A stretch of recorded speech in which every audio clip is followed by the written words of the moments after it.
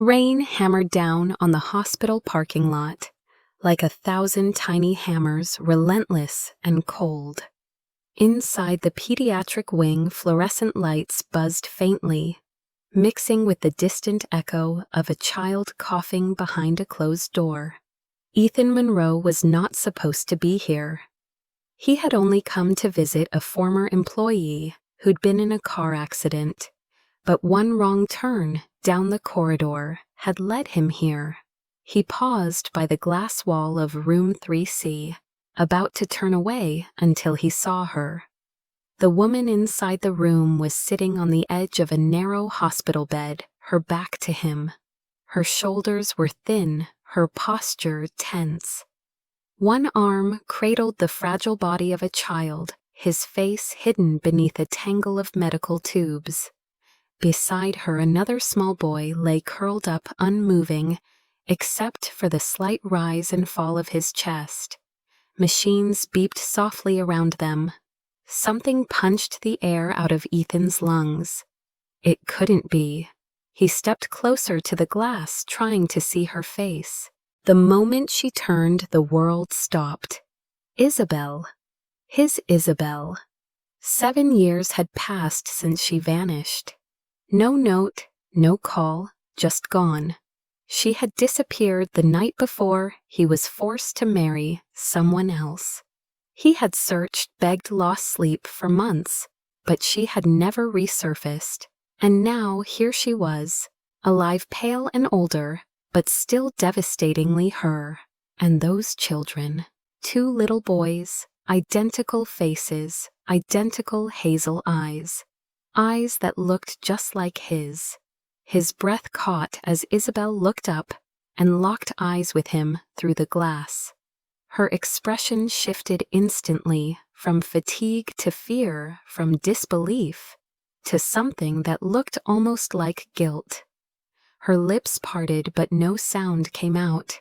Ethan reached for the door handle but stopped himself. He could not move. He could not breathe. His heart slammed against his ribs as realization flooded his chest like ice water. Those children, those eyes, they were not strangers, and she had never told him. It was the kind of moment that stopped the world. Until she stood up and held one of the boys tighter, as if afraid he might take him. And just like that, the past Ethan thought he had buried 7 years ago came roaring back with the force of 1,000 storms. He should have walked away. Ethan Monroe stood frozen outside the glass door, his pulse hammering, his fingers numb despite the warmth of his tailored coat. Isabel had not moved from her place beside the hospital bed, but she could feel his presence as clearly as he felt hers. The beeping monitors, the antiseptic scent, the hollow hum of the corridor around him. None of it mattered now. He opened the door slowly, the quiet creak sounding like thunder in his ears. Isabel turned sharply, instinctively, shielding the child in her arms. Her voice broke the silence, soft but tense. "Ethan." Her voice was hoarse, raw. Ethan stepped inside, trying to speak, but finding no words. Her presence was overwhelming. 7 years. 7 years without answers. 7 years without her. And now she was here in a sterile hospital room with 2 boys who looked like mirror images of his childhood photos. "What are you doing here?" she asked, still standing between him and the bed. "I could ask you the same thing." He replied, his voice lower than he intended. She glanced toward the children, then back at him, the panic evident in her eyes. "You need to leave, please. Not until you tell me who they are," he said, nodding toward the boys. Isabel stiffened. "They're my sons," she answered. That was it. No further detail, no admission, no denial, just enough to hurt. Ethan stepped closer. "You disappeared, Isabel, 7 years ago. No explanation, no goodbye. Do you have any idea what that did to me?" Her lips trembled. I didn't have a choice. You were getting married. Your father arranged it to save the company, and you didn't fight it. You didn't come for me. Ethan's jaw tightened. You were gone before I could, Isabel. I came to your apartment that morning. You'd vanished. She looked away, guilt flickering across her face. I was pregnant. I didn't want to be your shame. His breath hitched. You were pregnant, and you didn't tell me. I didn't want to ruin your life, she whispered. The boys stirred, one of them groaning softly. Isabel rushed back to their side, adjusting the IV line with care. Ethan followed, watching, as she gently stroked the child's forehead. Their names, he asked quietly. Leo and Liam. He swallowed hard. Are they mine? Isabel did not answer right away. Her silence was loud. Ethan took a step closer, his voice softer. Isabel, please, tell me. Her eyes welled with tears. Yes, they're yours. All this time, Ethan breathed. He sank into the nearest chair, disbelief clouding his features. Why didn't you come to me? I was scared. I didn't know what you'd do. I thought maybe you'd try to take them, or pretend they didn't exist. Ethan looked at her, eyes burning. I would have done anything for them. For you. A long pause stretched between them. Suddenly the door opened and a doctor stepped in. Miss Gray, we need to talk about Leo's blood results. Isabel stood quickly, nodding. Ethan watched the doctor glance at him warily. It's okay, she said to the doctor. He's their father. The word felt foreign and familiar at the same time. The doctor gave a brief nod. Leo's body isn't responding to the treatment. We're going to need to consider an aggressive stem cell transplant. Ethan's stomach dropped. What does that mean? The doctor hesitated. It means time is limited. We'll do everything we can.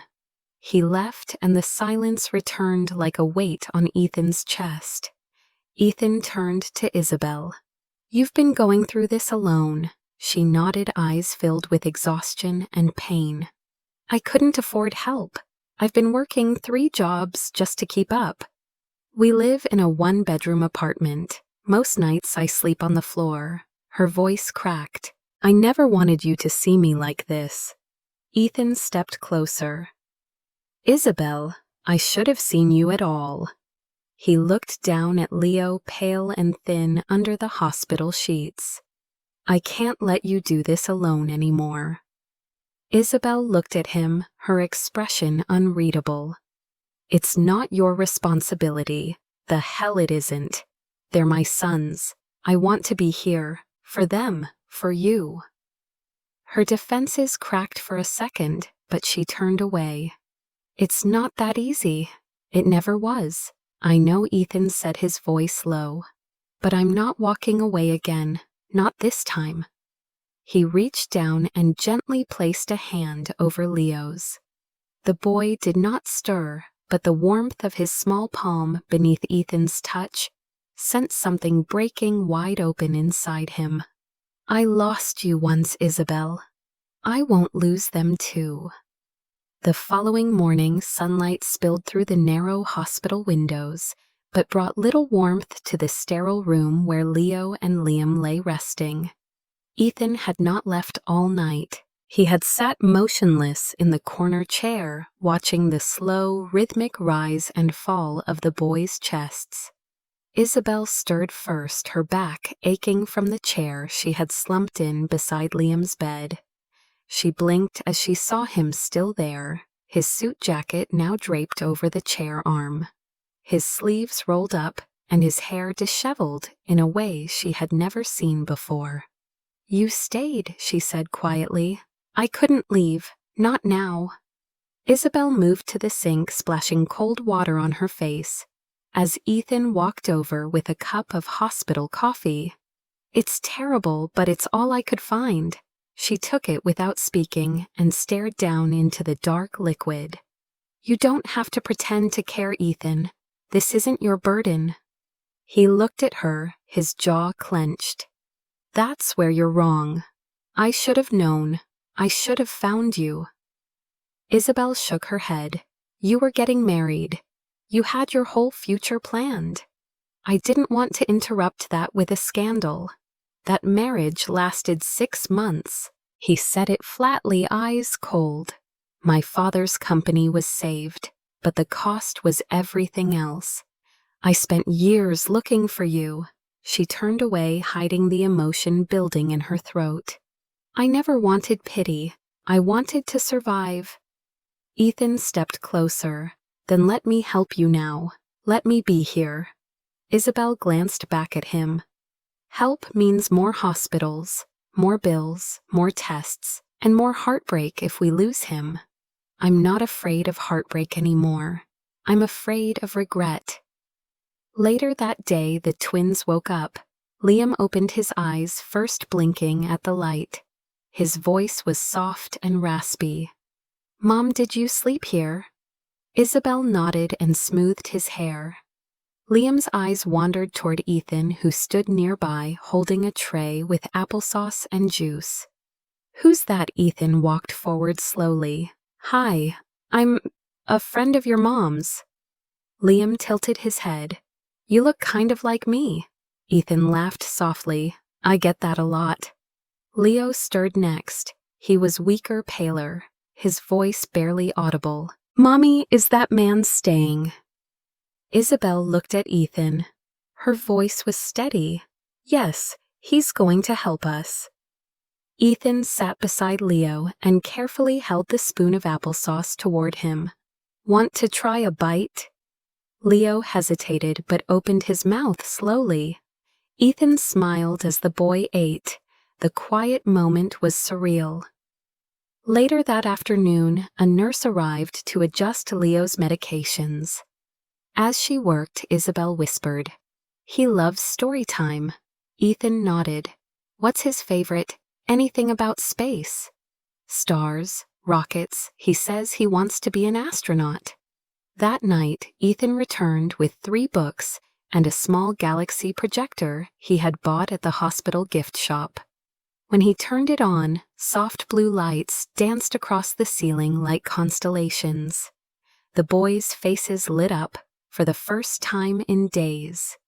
Isabel watched from the corner as Ethan's voice filled the room, reading slowly, deliberately, as if every word mattered. For a moment, the machines were silent, the sadness forgotten, and all that remained was a father's voice telling his sons about the stars.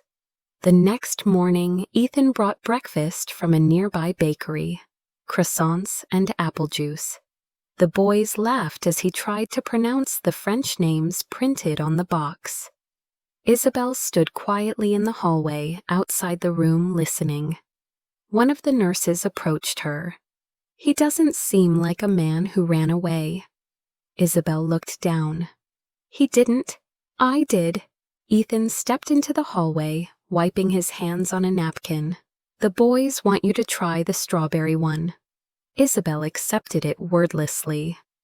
As they stood side by side, he asked, Why did you keep them from me? She answered softly, I was scared of what loving you would cost me. And now she hesitated. Now I'm scared of what it'll cost them. Ethan looked her in the eye. I'm not going to hurt them, or you. She nodded, but the tension remained. Over the next few days, Ethan stayed. He learned the nurses' names, the medication schedules, how Leo liked his blankets folded, and how Liam pretended not to be scared of the IV needle, but always held his brother's hand tight. Ethan brought puzzles games, a portable keyboard that Leo tried to play between treatments. They talked about everything, favorite foods, favorite colors. One afternoon, Liam asked, What do you do for work? Ethan smiled. I build things, computers mostly, and sometimes apps. Liam looked confused, like games sometimes. Leo was quiet watching. Do you build things for kids? Ethan nodded. I do now. That night after the boys fell asleep, Isabel found Ethan sitting in the hospital chapel alone. She sat beside him, not speaking. After a while, she whispered, "They're getting attached. I know, so am I. You said you weren't afraid of heartbreak. I'm still not. But I am afraid of not being in their lives. I'm afraid of being a stranger again." Isabel looked at the small cross hanging on the chapel wall. "You're not a stranger. Not anymore." Ethan took her hand gently, his thumb tracing the lines of her palm. "I never stopped loving you." Isabel swallowed hard, trying to stay composed. "You're only saying that because you feel guilty." He leaned closer. "I'm saying that because it's true. I lost you once. I won't let it happen again." She looked away, tears threatening. "Just promise me, no matter what happens with Leo." Ethan squeezed her hand. "I'm not going anywhere." A long silence passed. She didn't pull her hand away. In that quiet, something began to change. The following evening, the air outside the hospital had turned crisp with the first hints of fall. But inside room 3C, the warmth from the galaxy projector still painted stars across the ceiling. Liam was asleep, curled up beside Leo, who was finally resting after a difficult day of tests and fatigue. Isabel sat by the window, staring blankly at a vending machine across the hallway, her fingers gripping a half-drunk cup of coffee. Ethan returned from a short phone call, his face unreadable. She didn't look at him until he spoke. "I did something I should have done a long time ago." Isabel stood slowly, setting her coffee aside. "What did you do, Ethan?" He held out an envelope, his hand trembling slightly. "I had their DNA tested." Isabel's breath caught. "You what?" He stepped closer, his voice low. "I had to know." Isabel reached out and took the envelope with shaking hands. She opened it slowly, as if fearing it might explode. Her eyes scanned the words and numbers, and at the bottom, in bold type, the truth stared back at her. Probability of paternity, 99.9%. Her knees buckled, and she sat down quickly on the nearest chair. "You didn't trust me," she whispered. "I needed certainty," Ethan said, kneeling in front of her. "I needed to know they were mine, and now that I do nothing else matters." Isabel looked at him, her eyes rimmed red. "I never lied to you. I know that now." He took her hand gently. "Isabel, these are my sons. I lost them for 6 years, but I'm not losing them again." She pulled her hand back, tears falling silently. "You say that now, but what happens when your life gets complicated again? What happens when your board of directors finds out you have 2 children with a woman who used to scrub your office floors?" He didn't flinch. "Then I'll remind them I don't work for them. They work for me." Isabel gave a small, bitter laugh. "You think it's that simple? That love can fix everything?" "No," he said, standing. "But I think love is the only reason to fight for anything at all." He walked to Leo's bed, looking down at his son's pale, sleeping face. He reached out and touched the boy's hand, brushing his knuckles gently. Leo stirred but didn't wake. Isabel watched from the corner, her heart twisting in conflict. Later that night, after Ethan had gone home to shower and change, Isabel sat alone with Leo, who had grown restless.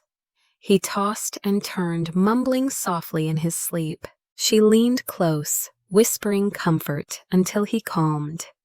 Then out of nowhere he spoke clearly, eyes still shut. "I like him, Mommy. He feels safe." Her throat tightened. She brushed his hair back softly. "I know, sweetheart. He's your dad." Leo blinked slowly, then opened his eyes. "Like, really?" She nodded, like really? He was quiet for a long time, then asked the question she had feared. Why wasn't he here before? Isabel swallowed hard. Because I made a mistake. I thought it was better to keep you safe from a complicated world. Did he not want us? Isabel felt a tear slide down her cheek. No, baby. He just didn't know.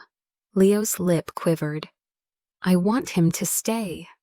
Isabel kissed his forehead. Me too. The next morning, Ethan returned earlier than usual, bringing a breakfast tray with pancakes and apple slices cut into stars. Leo grinned, and for the first time reached for the food without prompting. Liam eyed the juice box suspiciously. You always bring good stuff. Ethan smirked. That's my secret power. The boys giggled, and even Isabel couldn't help smiling. After breakfast, Ethan pulled Isabel aside. There's something I want to show you.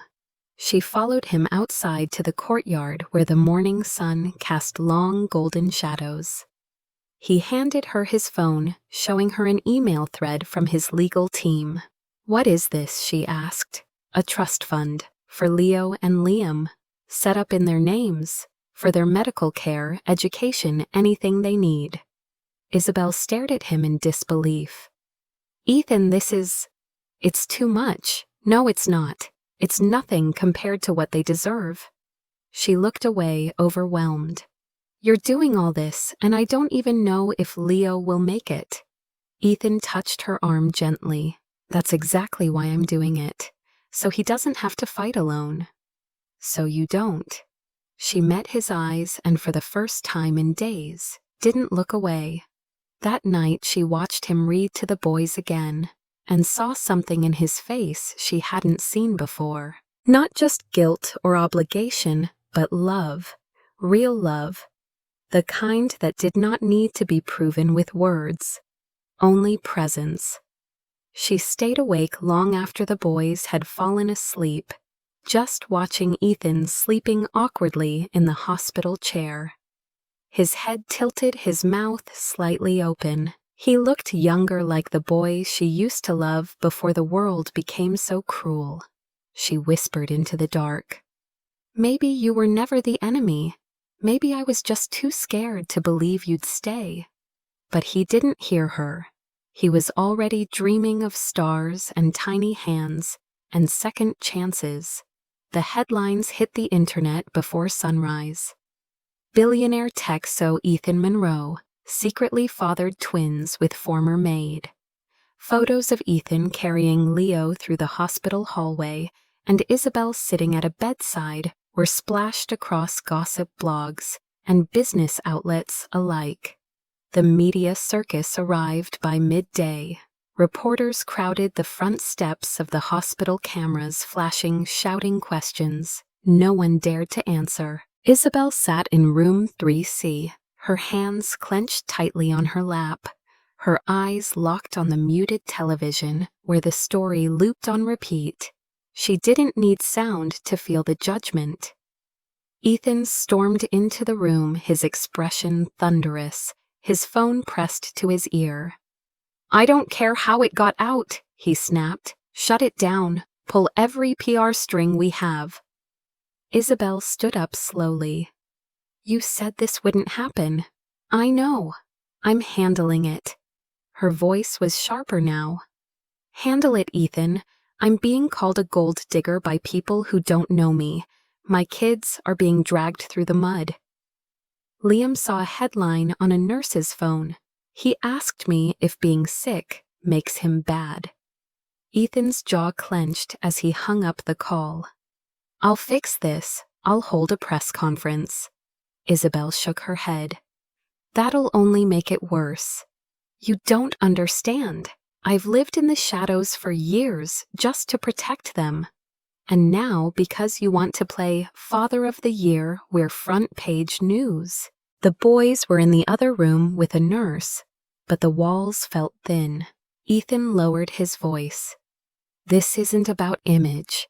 It's about truth. They're my sons. They deserve to be acknowledged. Isabel's voice cracked. Not like this. Ethan took a breath, reaching for her hand, but she stepped back. The board is going to turn on you, isn't it? The investors, the partners. He hesitated. Some already have. Isabel looked at him, her voice quieter. And you'd give all that up? He didn't blink, in a heartbeat. But what if we lose Leo anyway? Her words landed like a stone. The silence between them became unbearable. Later that evening, Leo's condition worsened. He had trouble breathing, and the machines around him beeped faster than normal. The doctors rushed in. Isabel was ushered out. Ethan stood behind her in the hallway, his arms wrapped around her as she sobbed against his chest. "I can't lose him," she whispered. "I can't do this again." Ethan held her tighter. "We're not losing him. Do you hear me? We're not." After hours of waiting, the doctor returned, his expression serious. "We stabilized him, but it's temporary. He needs the transplant soon." Isabel closed her eyes. Ethan spoke before she could. "What do we need to do?" The doctor looked between them. "We'll test for matches immediately, but be prepared for difficult conversations." Ethan nodded and turned to Isabel. "I'll be tested first." Isabel pulled away. "You've already done enough." Ethan's voice rose. "It will never be enough. Don't you get that I was gone for 6 years? I didn't hold them when they took their first steps. I didn't teach them how to ride bikes or sing lullabies when they were scared. I have so much to make up for." She looked at him, tears brimming. "And what if you're not a match?" "Then I'll find someone who is. I'll buy the hospital if I have to." Isabel gave a hollow laugh. "You still think money can fix everything?" Ethan stepped closer. "No, but I know love can, and I know I love them. I love you." Her breath hitched. "Don't say that unless you mean it." "I mean every word." The next day, as the sun rose over the city, Ethan walked into a shareholders' meeting. The media frenzy had reached the corporate board. Rumors swirled about his replacement, about instability, about scandal.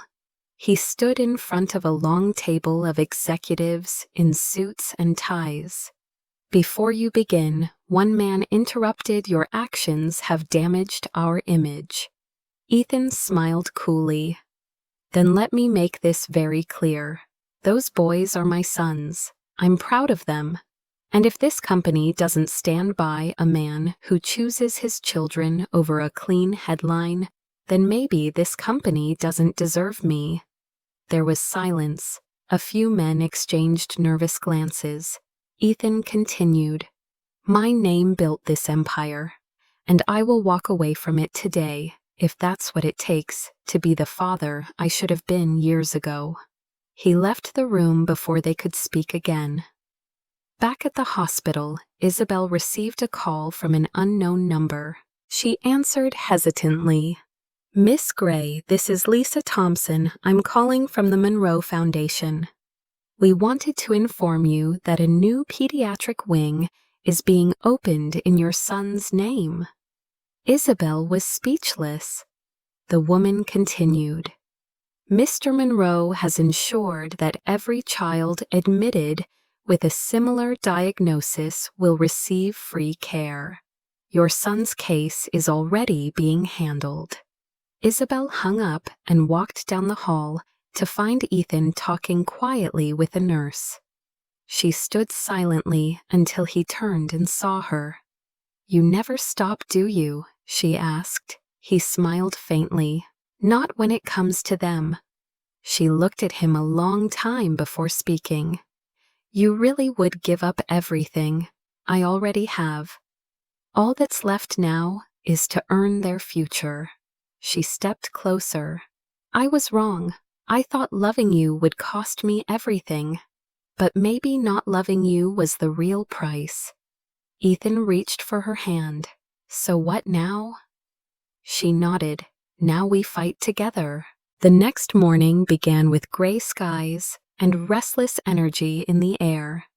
Leo had slept through the night, but the doctors made it clear that time was slipping away. The transplant would need to happen within days, or the complications could become irreversible. Ethan had completed his donor screening at dawn and paced the hallway until the results came in. When the doctor finally stepped into the corridor with the file in hand, Ethan's heart stalled. "You're not a match," the doctor said gently. Ethan looked down, his jaw tightening. "Then find someone who is. We've already activated the donor registry. There's a chance someone nearby could be compatible." "That's not enough," Ethan snapped. He turned and marched down the hall, making a call to his head of operations. "I want every hospital within 300 miles contacted. I want the top donor match researchers brought in, and I want a direct line to the transplant center at Johns Hopkins." Isabel stood nearby, watching his determination burn through the fear. She had never seen anyone move like that, with love as their fuel.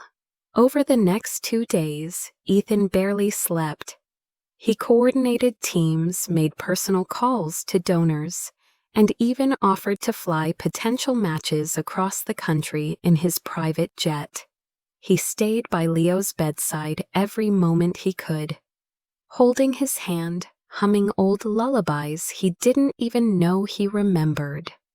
On the 3rd night, Isabel found him in the hospital chapel again, this time on his knees, his hands clenched together, his forehead pressed to the edge of the bench. His voice was barely a whisper.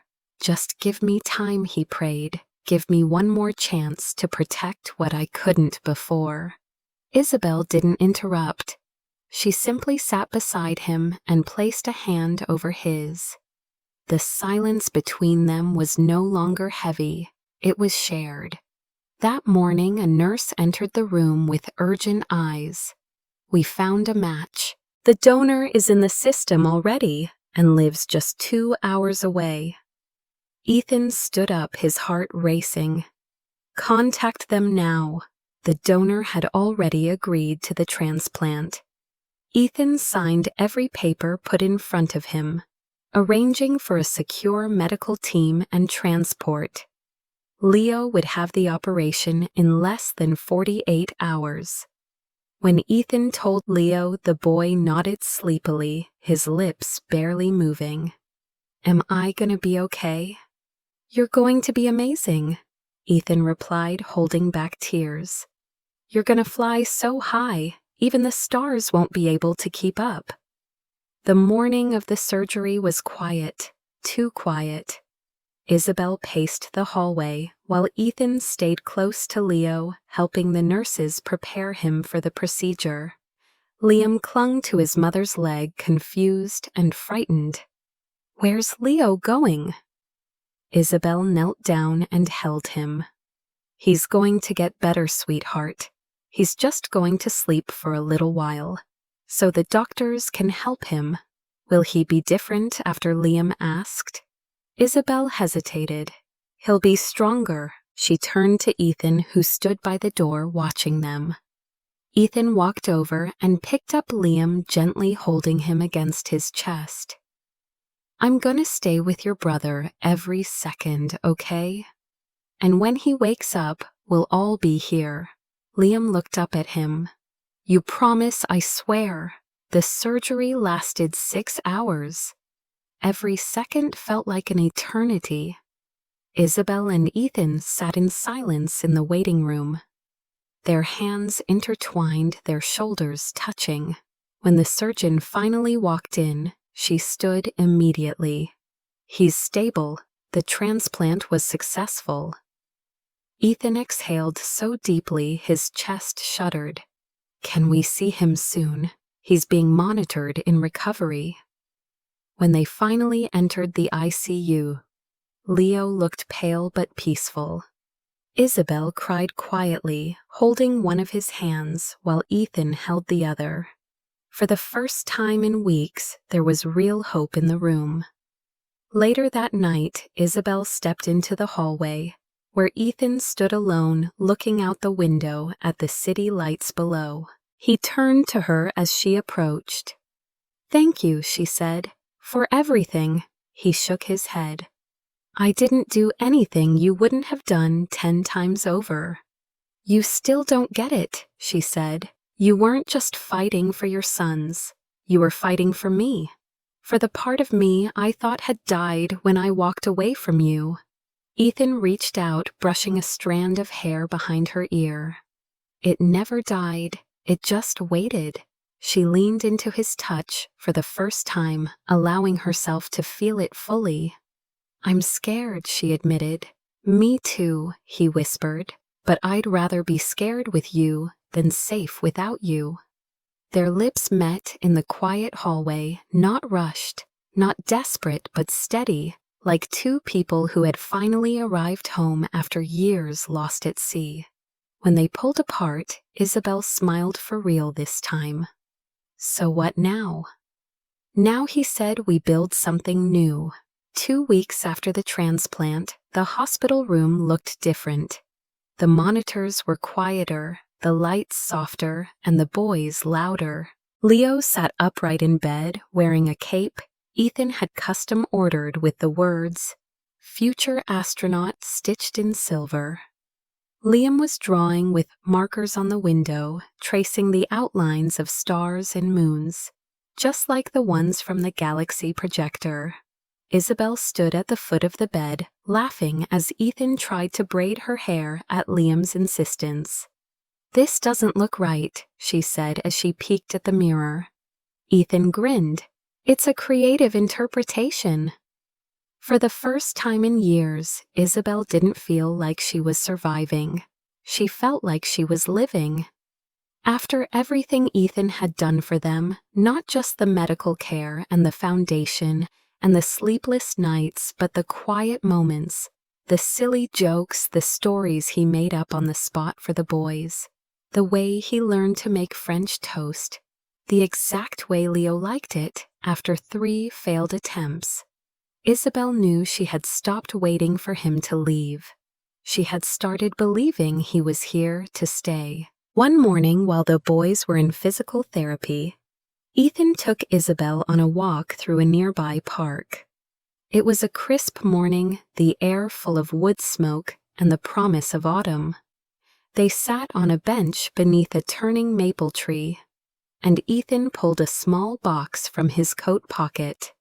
Isabel stared at it. "Don't say it unless you're sure," she said softly. "I'm not proposing," Ethan replied. She looked at him confused. "I'm promising." He opened the box, revealing 2 rings.